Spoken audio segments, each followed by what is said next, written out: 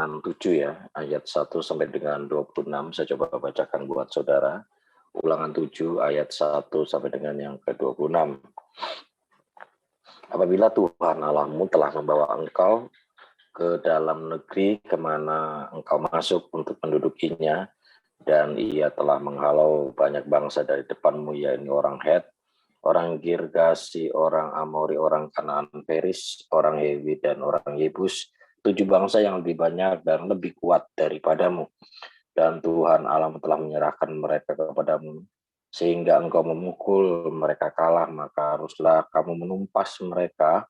Sama sekali jangan pernah mengadakan perjanjian dengan mereka, dan janganlah engkau mengasihani mereka. Janganlah juga engkau kawin-mengawin dengan mereka. Anakmu perempuan janganlah kau berikan kepada anak laki-laki mereka, ataupun anak perempuan mereka jangan kau ambil bagi anakmu laki-laki. Sebab mereka akan membuat anakmu laki-laki menyimpang daripadaku, sehingga mereka beribadah kepada ilah lain. Maka murka Tuhan akan bangkit terhadap kamu, dan ia akan memusnahkan engkau dengan segera. Tetapi beginilah kamu lakukan terhadap mereka, mesbah mereka haruslah kau robohkan. Tugu-tugu berhala mereka kau remukkan, tiang-tiang berhala mereka harus kamu hancurkan, dan patung-patung mereka kamu bakar habis. Sebab engkaulah umat yang kudus bagi Tuhan Allahmu. Engkaulah yang dipilih oleh Tuhan Allahmu dari segala bangsa di atas muka bumi untuk menjadi umat kesayangannya. Bukan karena lebih banyak jumlahmu dari bangsa manapun juga, maka hati Tuhan terpikat olehmu dan memilih kamu. Bukankah kamu ini yang paling kecil dari segala bangsa? Tetapi karena Tuhan mengasihi kamu dan memegang sumpahnya yang telah diikrarkannya kepada nenek moyangmu, maka Tuhan telah membawa kamu keluar dengan tangan yang kuat dan menembus engkau dari rumah perbudakan, dari tangan Fir'aun raja Mesir. Sebab itu haruslah kau ketahui bahwa Tuhan Allahmu dialah Allah yang setia, Allah yang memegang perjanjian dan kasih setianya terhadap orang yang dikasihi kepadanya dan berpegang pada perintahnya sampai kepada beribu-ribu keturunannya. Tetapi terhadap diri setiap orang dari mereka yang membenci dia, ia melakukan pembalasan dengan membinasakan orang itu. Ia tidak bertangguh terhadap orang yang membenci dia, ia langsung mengadakan pembalasan terhadap orang itu. Jadi berpeganglah pada perintah, yakni ketetapan dan peraturan yang kau sampaikan padamu pada hari ini untuk dilakukan. Dan akan terjadi, karena kamu mendengar peraturan-peraturan itu serta melakukannya dengan setia, maka terhadap engkau Tuhan Allahmu akan memegang perjanjian dan kasih setianya yang diikrarkannya dengan sumpah kepada nenek moyangmu. Ia akan mengasihi engkau, memberkati engkau, dan membuat engkau banyak. Ia akan memberkahi buah kandunganmu dan hasil bumimu, gandum dan anggur serta minyakmu, anak lembu sapimu dan anak kambing dombamu di tanah yang dijanjikannya dengan sumpah kepada nenek moyangmu untuk memberikannya kepadamu. Engkau akan diberkati lebih daripada segala bangsa, tidak akan ada laki-laki ataupun perempuan yang mandul di antaramu ataupun di antara hewanmu. Tuhan akan menjauhkan segala penyakit daripadamu, dan tidak ada satu dari wabah celaka yang kau kenal di Mesir itu akan ditimpakannya kepadamu, tetapi ia akan mendatangkan kepada semua orang yang membenci engkau. Engkau harus melenyapkan segala bangsa yang diserahkan kepadamu oleh Tuhan Allahmu. Janganlah engkau merasa sayang kepada mereka, dan janganlah beribadah kepada ilah mereka, sebab itu hal akan menjadi jerat bagimu.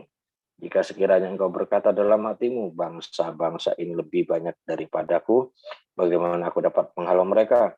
Maka janganlah engkau takut kepada mereka.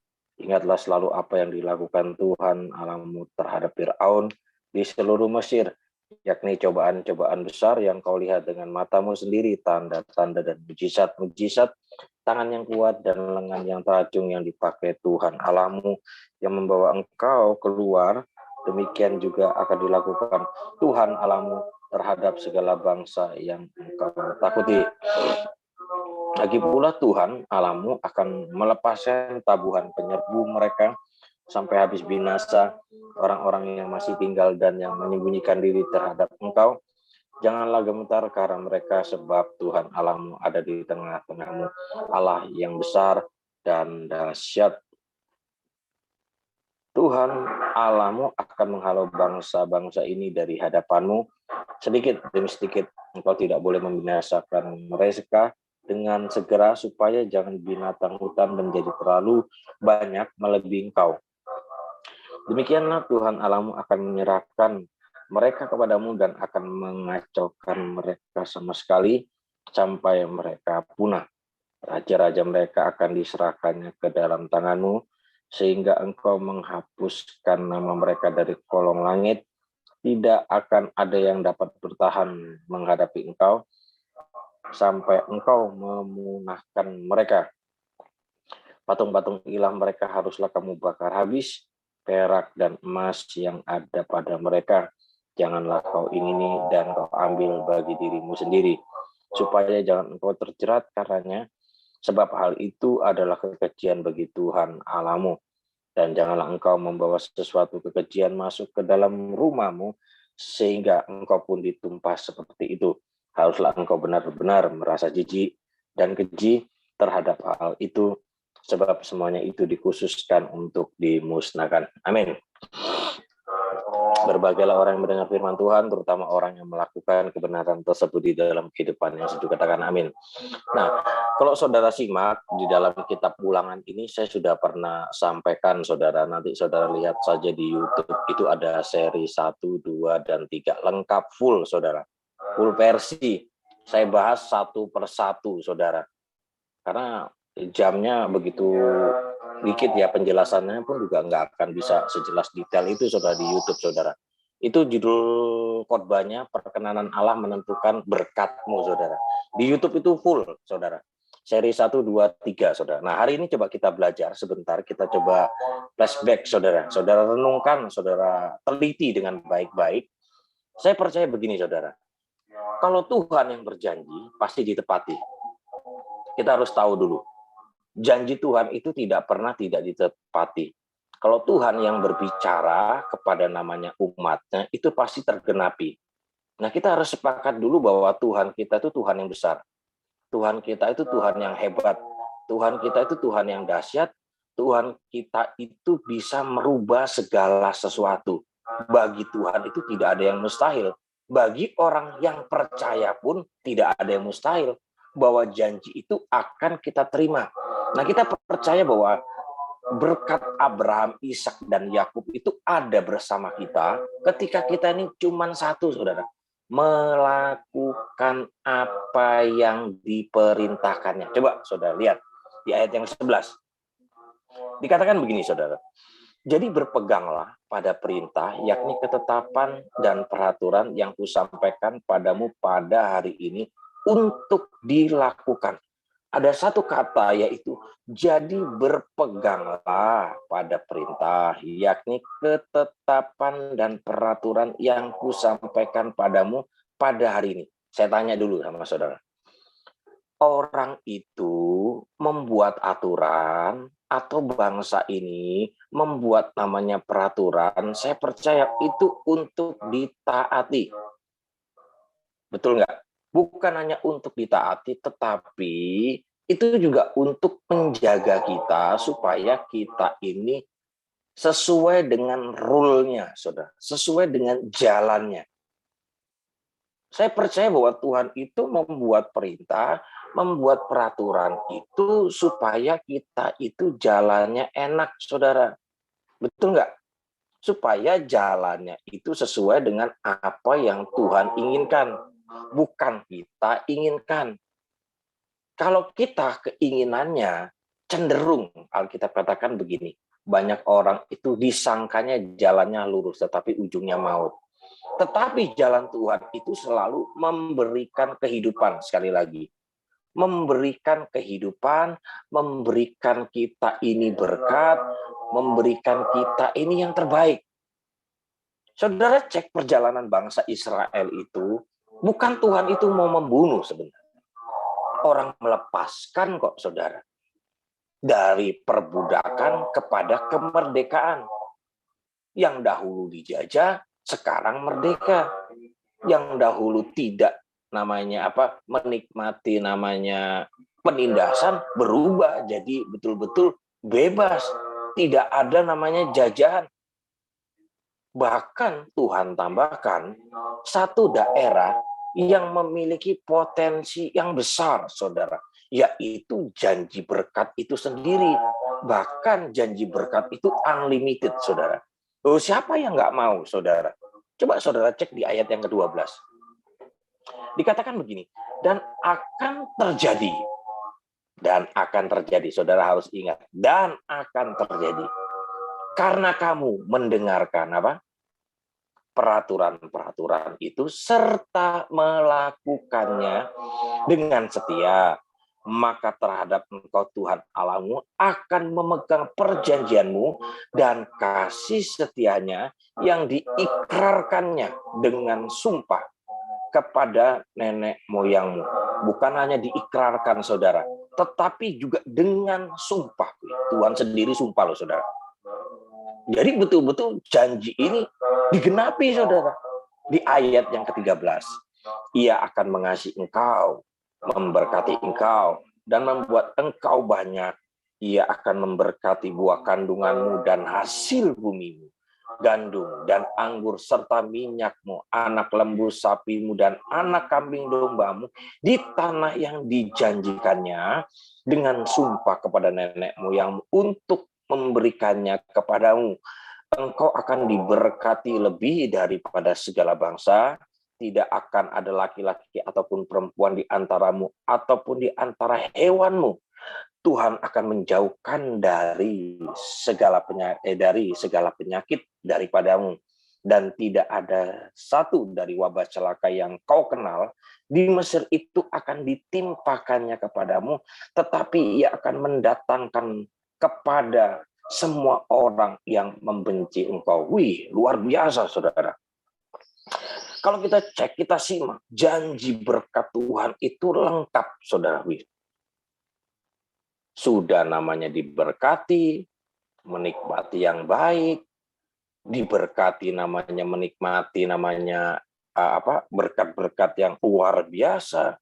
Bahkan maaf, saudara, orang yang nggak suka sama kita, itu Tuhan namanya bela, saudara. Yang membenci kita loh, saudara.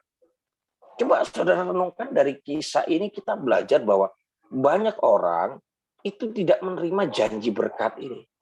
Kenapa, saudara? Masa Tuhan itu Tuhan yang pembohong, saudara?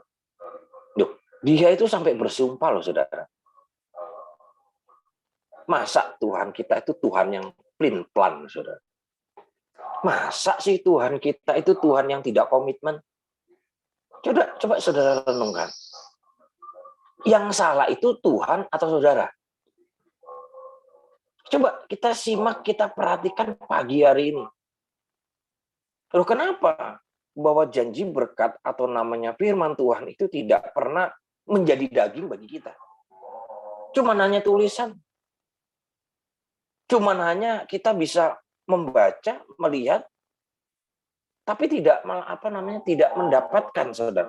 Rugi, saudara, saya bilang. Sejauh mana engkau berjalan dengan Tuhan? Loh, saya kalau melihat, saya kalau mengenal pribadi Tuhan, saya kepingin jalan, saudara. Maksudnya gini, saudara. Jangan pernah kita ini cuman bisa melihat orang lain saja. Orang lain kok lebih ya. Orang lain kok bisa diberkati ya. Orang lain kok bisa menikmati yang terbaik ya. Tapi kita harus juga bisa mendapatkan itu semua. Orang kita ini sama-sama anak Tuhan kok, saudara. Kita ini sama kok bapaknya. Tuhannya juga sama kok. Tapi saudara cek, kenapa orang lain itu bisa menikmati, sedang kita sendiri cuma hanya bisa mendengar kesaksian. Rugi toh, saudara. Tapi lebih baik kita ini mengalami. Kita bisa bercerita. Kadang-kadang saya melihat orang-orang atau contoh di Alkitab ini terjadi dalam hidup mereka. Pasti ada namanya sebuah namanya apa yang dilakukan, saudara. Pasti, saudara. Pasti ada syarat, saudara. Makanya berkat itu penuh dengan syarat, saudara. Kalau syaratnya mudah, orang semua mau melakukan, saudara. Makanya saya sering katakan begini, kalau engkau ingin mendapat berkat yang besar, inginnya berkat yang besar loh, itu harus dilakukan dengan kerja keras, berani bayar harga. Orang kalau kerjaan mudah, orang semua bisa, saudara. Orang yang pekerjaan mudah, itu gajinya biasanya kecil. Tapi kalau yang pekerjaan berat, kita lakukan, orang lain belum tentu mau melakukan. Itu yang berkatnya betul-betul besar. Nah, hal yang pertama, saya coba di ayat yang ke-16. Dikatakan begini, jika engkau melenyapkan segala bangsa yang diserahkan kepadamu oleh Tuhan Allahmu, janganlah engkau merasa sayang kepada mereka, dan janganlah beribadah kepada ilah mereka, sebab hal itu menjadikan apa? Jerat bagimu. Nah, kadang-kadang kita ini seringkali terjerat dengan namanya keadaan, saudara. Firman Tuhan katakan, jangan sayang kepada ilah mereka, tetapi beribadahlah kepada Tuhan. Nah, soal ibadah, saudara. Saya nggak ngerti pengertian orang itu berbeda soal ibadah. Ibadah itu memang dilakukan 24 jam, saudara. Ibadah itu bukan hanya di gereja, tetapi sikap hidup kita ini loh, meresponi ketika kita ini memiliki namanya Tuhan, memiliki namanya rasa syukur bagi yang menciptakan, saudara. Kita ini kan diciptakan Tuhan, saudara. Pernah nggak saudara itu punya rasa syukur, punya namanya rasa ingat akan Dia, saudara?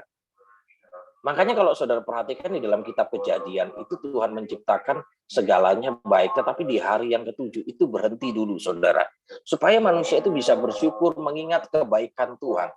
Nah, soal ibadah, kenapa seringkali kita melupakan namanya ibadah, saudara?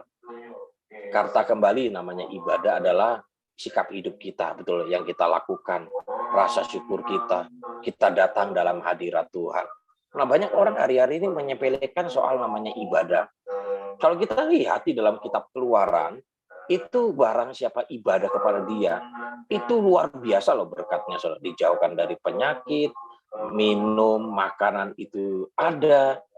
Bukan itu saja, di dalam perjanjian baru, bila kita ini beribadah kepada Tuhan, ibadah disertai rasa cukup, itu bukan memberikan kerugian, tetapi memberikan keuntungan, saudara. Loh, orang beribadah kepada Tuhan itu tidak pernah rugi, saudara. Kalau orang mengerti namanya berkat di dalam namanya sebuah ibadah, saudara.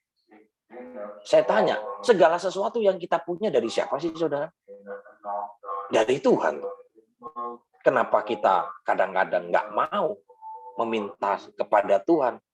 Kenapa kita tidak mau menjalin hubungan dengan Tuhan? Orang dengan manusia saja, kalau kita bisa mendapatkan perkenanan kepada manusia, itu dikasih loh, saudara. Ini manusia loh, saudara. Apalagi Tuhan. Ya kan beda dengan Tuhan loh. Tuhan kan juga sama, saudara. Yesus itu 100%, saudara, manusia. Apakah Tuhan itu tidak pernah belas kasihan? Selama saya lihat, saudara, selama saya baca Alkitab, apa sih yang Tuhan tidak berikan dalam kehidupannya? Orang nyawanya saja diberikan, apalagi cuman harta sedikit, saudara. Aduh, berkat yang begitu, aduh, lebih daripada itu. Orang itu kalau mengasihi, saudara, apalagi Tuhan mengasihi, nyawanya nggak tanggung-tanggung. Karena nyawa itu lebih dari segalanya, saudara. Apa yang dimiliki, harta dunia ini tidak bisa menyamakan dengan namanya nyawa, saudara. Jadi saya rasa Tuhan itu Tuhan yang komitmen. Asal kita juga komitmen. Orang ibadah saja, saudara. Ibadah nggak lama, saudara, betul ya. Di gereja paling berapa sih? 1,5 jam, 2 jam. Tapi berusaha latihlah dirimu beribadah, itu penting. Karena kita mau sayang sama siapa? Makanya di ayat yang ke-16 itu, ketika dapat namanya dikatakan, engkau harus melenyapkan segala bangsa yang diserahkan kepadamu oleh Tuhan Allahmu, janganlah engkau merasa sayang kepada mereka. Nah, saya nggak ngerti, mungkin banyak pada waktu itu dewa-dewa mereka, mungkin patung-patung yang mungkin mereka pertahankan, bisa saja itu menarik dalam kehidupan kita. Kadang-kadang kita gini, kita dihadapkan dengan realita, fakta yang terjadi, saudara. Engkau pilih dunia atau pilih Tuhan? Betul nggak? Kalau orang itu biasanya cenderung, apalagi dengan perubahan dunia sekarang, kita tahu medsos dan lain sebagainya, begitu banyak, saudara, godaan, saudara, yang bisa namanya menyeliwurkan kita atau mengambil alih atau namanya melencengkan soal namanya hubungan kita dengan Tuhan. Daripada saya ibadah, mendingan saya ke mall, Pak. Daripada saya ibadah, mendingan saya kumpul-kumpul, Pak. Coba saudara renungkan hari-hari ini, bahwa ibadah itu penting, saudara. Jangan sampai kita ini menjadi serupa dengan dunia ini, tetapi belajarlah untuk ibadah. Rasa syukur kita nih loh kepada Tuhan. Jangan jadi orang itu, maaf saudara, yang nggak tahu diri. Maaf saudara. Kalau saudara hari ini diberkati, tahu diri sedikit. Tahu diri sedikit lagi. Tahu diri banyak, saudara. Jangan sedikit, saudara. Tahu dirilah, Pak. Minimal, saudara. Kalau saudara tahu diri saudara, bahwa Tuhan itu lebih penting. Itu hal yang pertama. Hal yang kedua, di ayat yang ke-25. Dikatakan begini, patung-patung ilah mereka haruslah kau bakar habis. Perak dan emas yang ada pada mereka janganlah kau ingini, dan kau ambil bagi dirimu sendiri, supaya jangan engkau terjerat. Betul ya? Karenanya, sebab hal itu adalah kekejian bagi Tuhan Allah. Jadi hati-hati dengan namanya hal yang kedua, soal namanya berhala, saudara. Saya nggak ngerti berhala dalam hidup kita apa, saudara. Alkitab katakan harus dimusnahkan, harus dibakar, saudara. Bukankah berhala yang paling bahaya sebenarnya adalah diri kita sendiri? Musuh terbesar dalam hidup orang itu bukan orang di sekitar sebenarnya, tetapi dagingmu itu loh, saudara. Saya nggak ngerti dagingmu ini lebih kuat dari rohmu atau sebaliknya, saudara. Tetapi kalau kita ini hidup dalam roh, kita akan mematikan namanya perbuatan daging. Tetapi kalau dagingmu kuat, waduh sudah, buas, saudara. Ingat, saudara, bahwa daging ini atau namanya hidup kita, kita lihat bahwa berhala dalam hidup kita ini terus terang nggak bisa dikasih tahu loh, saudara. Percaya nggak, saudara? Pokoknya kalau aku mau begini, mau apa? Keinginannya mengerikan, saudara. Saya lihat makanya tidak salah kalau kita baca sebentar 2 Petrus 2 ayat 19. Dikatakan begini, 2 Petrus 2 ayat 19. Dikatakan 2 Petrus 2 ayat yang ke-19, mereka menjanjikan kemerdekaan kepada orang lain, padahal mereka sendiri adalah hamba-hamba kebinasaan. Karena siapa yang dikalahkan orang, ia adalah hamba orang itu. Saya ulangi, karena siapa yang dikalahkan orang, ia adalah hamba orang itu. Nah, saya nggak ngerti, saudara ini kalahnya sama siapa, saudara? Coba saudara lihat, berhala hari-hari ini banyak. Saudara mau berhala macam apa di tengah modern seperti ini? Wah, saudara. Banyak orang itu terseret, saudara. Terpikat dengan namanya berhala, saudara. Betul nggak? Yang real saja, saudara, hari-hari ini. Sosmed. Orang lebih banyak menghabiskan waktunya di sosmed daripada untuk melakukan kegiatan lain. Loh iya, saudara, itu yang terjadi. Ya kalau dia bekerja sih nggak masalah. Tetapi hampir mayoritas saya melihat orang menghabiskan untuk namanya game. Waduh, orang tuh kalau sudah namanya nge-game, saudara, lupa segalanya. Saya tuh sempat, saudara, lihat satu produk. Kemarin saya lihat sebuah namanya rokok, saudara ya. Jadi ada namanya, saya ke warung kemarin, saudara. Saya lihat, loh, kok rokok ini ngasih pesannya beda. biasanya ada satu peringatan bahwa rokok itu bisa membunuh ya, kanker dan lain sebagainya. Tapi ada satu menarik, saudara. Kata-katanya begini, sebentar saya lihat dulu ya, saudara ya. Kata-katanya seperti ini, saudara.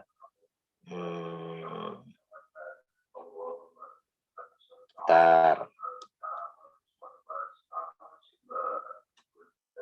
Nah, rokok merenggut kebahagiaan saya satu persatu.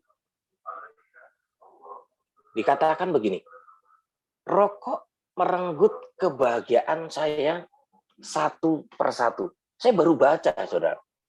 Rokoknya itu kemasannya kemasan kaleng itu, saudara. Saya tanya sama saudara ya. Saya ini sempat nanya sama orang, pas kebetulan orang itu ngerokok.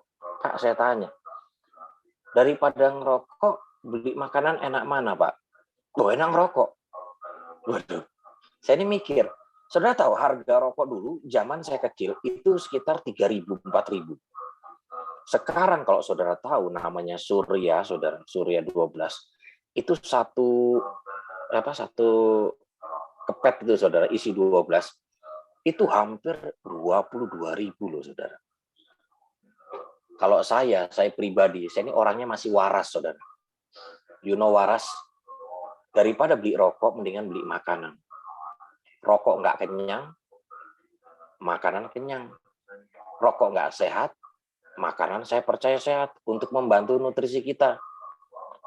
Makanya saya lihat begini, rokok itu kan ibaratnya kita bakar uang, saudara. Betul nggak, saudara? Yang saudara bakar itu, waduh, betul-betul uang, saudara. Makanya saya ngelihat gini, kalau orang itu ngerokok, dia tuh orang yang paling kaya, saudara. Ya beneran, saudara, uang dibakar. Saya aja nggak pernah berani bakar uang kok, saudara. Karena kalah, saudara. Makanya apa yang dikalahkan orang itu, dia akan menjadi hamba orang itu. Kalahnya sama rokok, saudara. Saya nggak ngerti kalahnya sama siapa, saudara itu.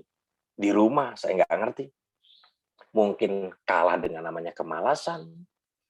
Saya ini juga kadang-kadang jengkel melihat orang malas, saudara. Benar, saudara.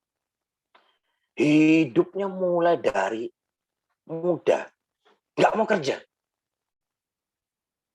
Hidupnya cuma ya begitu-begitu saja. Nyantai terus. Nanti saya kasih tahu di masa tuanya.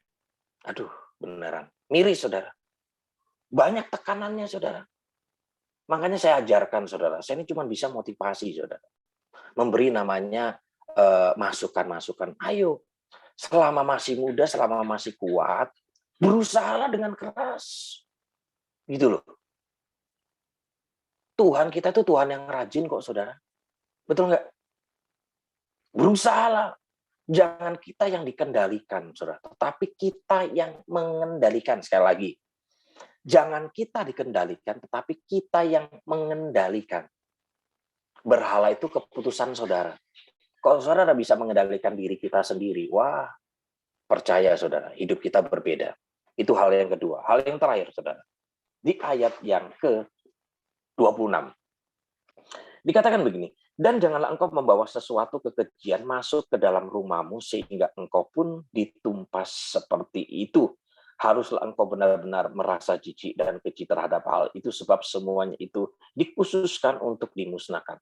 Nah, biasanya bangsa Israel itu kalau menang perang itu dapat berkat, saudara. Dapat rampasan. Tetapi ada yang dikhususkan bagi Tuhan, itu nggak boleh, harus dimusnahkan. Bahkan harus nggak boleh sama sekali. Tapi di sini ada satu kata yaitu yang sempat saya sampaikan bahwa jangan pernah bawa sesuatu hal yang tidak benar itu masuk ke dalam rumahmu, saudara. Ingat, bijaklah dalam kita ini berumah, saudara, berumah tangga dan lain sebagainya. Karena berbahaya. Karena rumah ini tempat kita tinggal, betul ya? Suasana surga dan neraka itu ditentukan dari apa yang kita bawa dari luar ke dalam. Tetapi kalau kita bawanya itu damai sejahtera, kita bawanya sukacita, itu berbeda, saudara. Tetapi kalau saudara bawa dosa, maaf sekali, saudara. Dosa itu makanya dikatakan, haruslah engkau benar-benar merasa jijik. Jadi jangan kompromi, saudara. apalagi bawa ke dalam rumah, apalagi ngasih makan namanya anak-anakmu. Waduh, tinggal tunggu waktunya. Memang kelihatan hari ini, oh buktinya anak saya gemuk-gemuk, Pak.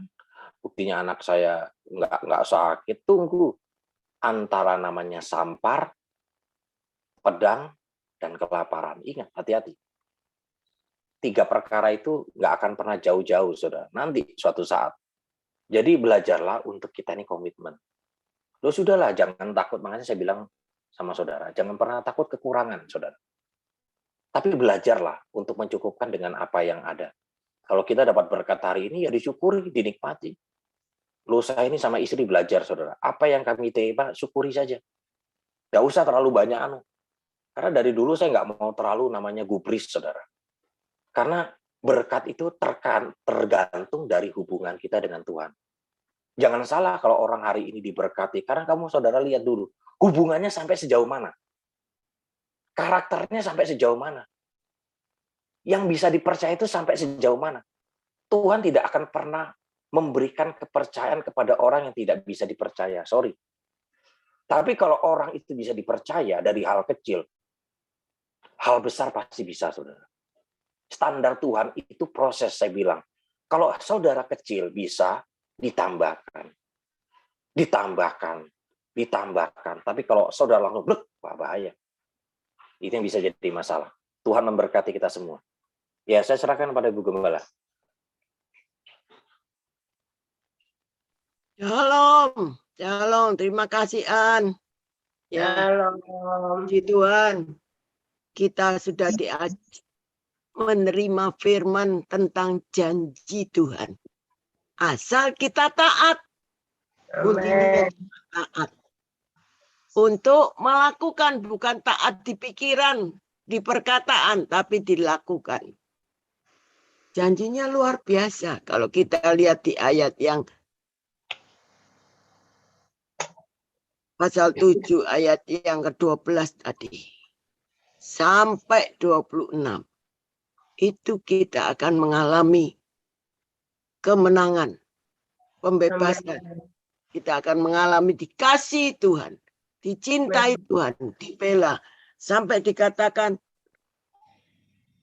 Tuhan itu akan membuat kita lebih banyak dari yang lain, ya Pak. Ini di ayat tadi saya lihat 21, jangan gemetar karena mereka, sebab Tuhan Allahmu ada di tengah-tengahmu, Allah yang besar dan dahsyat. Puji Tuhan. Tuhan memberkati. Mari pendoa syafaat singkat jelas. Terima kasih ya Bapak buat firman yang sudah hamba-Mu tabur pada pagi hari ini. Biarlah firman ini selalu tumbuh dalam langkah hidup kami. Berkati Pak Aan yang sudah menabur firman pagi hari ini, pakai hidupnya lebih lagi untuk kemuliaan-Mu.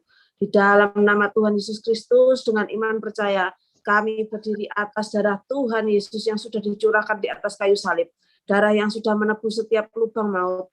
Darah yang sudah membuka gerbang keselamatan bagi kami dan keluarga kami, juga bangsa Indonesia. Karena darahnya itu yang membuat kami terus berada dalam perlindungannya dan kebebasan jasmani dan rohani, dan membawa kami sampai pada kehidupan kekal. Saat ini Tuhan, kami berdiri mewakili bangsa kami, bangsa Indonesia, di hadapan tahta-Mu. Ampuni bangsa kami, biarlah melalui pengampunan Tuhan Yesus Kristus tidak akan ada lagi kabar tentang perbuatan kekerasan di negeri ini, tentang kebinasaan dan keruntuhan di daerah ini. Engkau akan menyebutkan tembok-Mu selamat dan pintu-pintu gerbang-Mu pujian. Penduduk-Mu semuanya orang-orang benar. Mereka memiliki negeri untuk selama-lamanya. Mereka adalah cangkokan yang Kau tanam sendiri, Tuhan, untuk memperlihatkan keagungan Tuhan Yesus Kristus. Tuhan menyinari bangsa Indonesia dengan wajah-Nya. Karena itu, bangkitlah Indonesia. Terang-Mu sudah datang, dan kemuliaan Tuhan telah terbit atas Indonesia. Terima kasih ya Bapak. Indonesia sudah dipenuhi shalom dari surga. Indonesia bersatu, rukun, dan damai. Pemimpin bangsa dari pusat sampai ke daerah-daerah diberikan roh takut akan Allah. dan roh kebijaksanaan untuk mengambil setiap keputusan, semua untuk kepentingan rakyat Indonesia. Terima kasih Tuhan, keamanan, kerukunan, dan ekonomi, kesehatan sudah Tuhan Yesus pulihkan dan menjadi yang terbaik. Baik bencana alam yang sudah Tuhan kendalikan dan pulihkan. Kami mengucap syukur Tuhan buat kesatuan tubuh Kristus, interdenominasi. Biarlah kami saling mendoakan satu dengan yang lain, mendukung dalam setiap melayani Raja di atas segala raja. Roh Kudus memberikan kasih karunia di setiap gereja, terutama buat gereja Betani FOG Jombang. Sesungguhnya perkenanan dan anugerah serta cintanya tidak pernah menjauh dan selalu ada buat Ibu Gembala Inggawati Wibowo Kusuma dan semua pengerja dan semua jemaat Gereja Betani FOG Jombang. Kami selalu ada di hati Tuhan dan menerima lawatan Roh Kudus. Kami semua sehati, sepikir, satu tujuan dalam melayani, karena teladan kami dalam melayani adalah Tuhan Yesus Kristus sendiri. Dan kami melayani dengan penuh komitmen dan pengabdian kepada Raja di atas segala raja. Biarlah semua penata layanan semuanya diikat dengan tali kasih Kristus. Dan kami bisa melayani dengan sepenuh hati, melayani dengan hati dan pengabdian sejuta, setia, jujur, dan taat. Senantiasa menjunjung tinggi martabat, derajat, nama baik jemaat, serta organisasi Gereja Betani FOG Jombang. Setia dan loyal di setiap ibadah dan pelayanan. Sanggup dan rasa tanggung jawab melakukan tugas pelayanan. Dan siap untuk ditegur dan bertobat. Hidup benar dan kudus sesuai dengan firman Tuhan. Yang selalu membawa jiwa-jiwa bertobat. Dan selalu haus dan lapar akan kebenaran. Dan selalu rindu datang selalu beribadah, baik di ibadah raya maupun Jombang Blessing. Selalu dipenuhi dengan jiwa-jiwa yang berjumpa dengan pribadi Tuhan Yesus Kristus. Terima kasih Tuhan, penuaian jiwa beribu-ribu laksa sudah terjadi di Betani FOG Jombang. Tahun kemuliaan dan kemenangan, kelimpahan jasmani dan rohani sudah kami terima. Terima kasih Tuhan, kami semua sudah menerima berkat pertolongan-Mu. Yang sakit oleh bilur-bilur-Mu sudah sembuh, yang berbeban berat sudah diberikan kelegaan, yang terikat roh sudah dibebaskan. Setiap rumah tangga diberikan keharmonisan, kerukunan, dan terima kasih Tuhan untuk setiap kami yang mengikuti doa live streaming doa pagi pada hari ini menerima berkat pemulihan jasmani dan rohani. Yang kami minta dan kami doakan, kami percaya kami sudah menerimanya, maka hal itu sudah diberikan kepada kami. Amen. Nama Tuhan Yesus, berkati orang yang taat. Amen. Punya Allah yang besar dan dahsyat yang sanggup memberkati kita lebih dari bangsa yang lain. Ini janji Tuhan, kami terima semuanya. Yang percaya menerima janji Tuhan, menerima berkat Tuhan. Sama-sama saya katakan, amin.